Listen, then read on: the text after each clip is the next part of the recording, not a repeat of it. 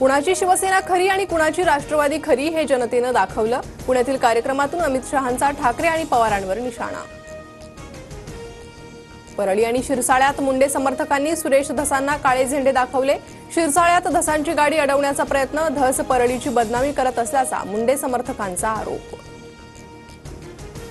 धनंजय मुंडेंची गुंडगिरी अजून संपलेली नाही। काळे झेंडे दाखवणाऱ्यांचे नेते आष्टी मतदारसंघात आल्यानंतर आम्हीही काळे झेंडे दाखवणार, सुरेश धसांचा धनंजय मुंडेंना इशारा।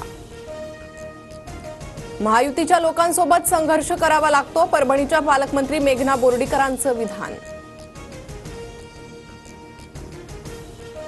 छावा सिनेमाचे दिग्दर्शक लक्ष्मण उतेकर यांनी शिर्केंच्या वंशजांची माफी मागितली।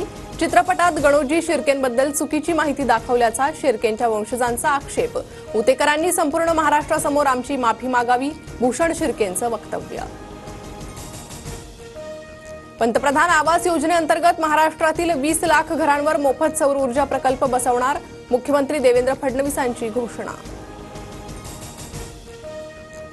मध्य आणि पश्चिम रेल्वेवर आज mega block, Thane Kalyan up आणि डाऊन जलद मार्गावर, हार्बरच्या वाशी नेरूळ दरम्यान आणि पश्चिम रेल्वेवरील जलद मार्गावर ब्लॉक असणार।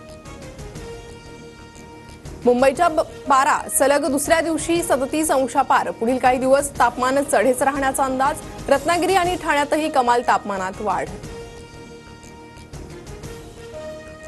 आयसीसी चॅम्पियन्स ट्रॉफीत आज भारताची पाकिस्तान विरुद्ध लढत। दुबईच्या मैदानावर दोन्ही संघ भिडणार, दुपारी 2:30 वाजता सामन्याला सुरुवात होणार।